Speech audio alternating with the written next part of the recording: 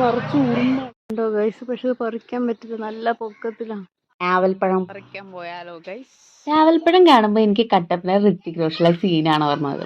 എൻ്റെ ഗർഭിണിയായ ഭാര്യക്ക് പലതരത്തിലുള്ള ഫ്രൂട്ട്സ് തിന്നാനായിട്ട് കൊടുക്കുമ്പോൾ പുള്ളിക്കാരത്തിക്ക് വേണ്ടത് ഞാവൽപ്പഴം മാത്രം.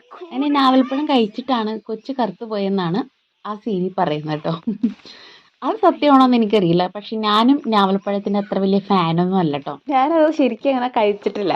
ഞാൻ കഴിച്ചപ്പോഴൊക്കെ എനിക്ക് ചവർപ്പ് ടേസ്റ്റ് ആയിട്ടാണ് തോന്നിയിട്ടുള്ളത് കേട്ടോ. ഞാവൽപ്പഴം നല്ല കൊതിയോട് കഴിക്കുന്ന ആൾക്കാരെ കാണുമ്പോൾ സത്യം പറഞ്ഞാൽ ഞാൻ അത്ഭുതപ്പെട്ടു പോയിട്ടുണ്ട്. ഈ പ്രാവശ്യം സൺസൈഡിന്റെ മുകളിൽ നിന്ന് കിട്ടിയ ഞാവൽപ്പഴം ഞാനെടുത്ത് കഴിച്ചു നോക്കിട്ടോ ഗൈസ്. സൂപ്പർ. അന്തം വിട്ടുപോയി. കാരണം ഇത്രയും നാൾ അതോടെ കൊലച്ച് കിടന്നിട്ട് ഞാൻ തിരിഞ്ഞു പോലും നോക്കിയില്ല. ഇപ്പൊ അതിന്റെ ടേസ്റ്റ് പിടിച്ചപ്പോ ഞാൻ അതിന്റെ പുറകെ നടക്കുവാണ്.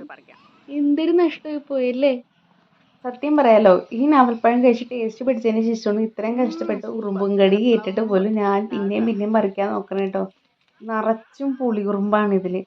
ഒരു രക്ഷയില്ല, നിൽക്കാൻ പോലും പറ്റണില്ല. അവിടെ ഉറുമ്പ് കയറി വരണം.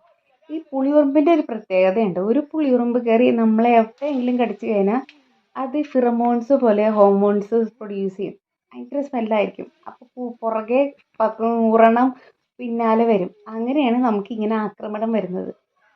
ആ കടി കേട്ടിട്ട് ഞാൻ പിന്നെയും പറിച്ചിട്ടാ. പക്ഷെ അത് കിട്ടിയത് അത്ര വലിയ പഴുത്ത്, ഞാനിപ്പോൾ പറിക്കാൻ പോകുന്നത് വലിയ പഴുത്തൊന്നുമല്ല, അത് ചുമന്നായിരിക്കും. നല്ല പഴുത്ത നാവൽപ്പഴമാണെങ്കിൽ നല്ല കറുത്തിരിക്കണം, നല്ല തുടുത്തിരിക്കണം, നല്ല ഫ്ലഷ് ഉണ്ടാവും. അപ്പോൾ അതിന് കണ്ടോ, അതിന് ഉറുമ്പ് അടിച്ചു. അപ്പോൾ നാവൽപ്പഴം കഴിക്കാത്തവരുണ്ടോ? നാവൽപ്പഴം ഇഷ്ടമുള്ളവരുണ്ടോ? നാവൽപ്പഴം ഇഷ്ടമല്ലാത്തവരുണ്ടോ? എങ്കിൽ കമന്റ് ബിലോ. ബൈ. അവിടെ നിറച്ച് ഉറുമ്പ്.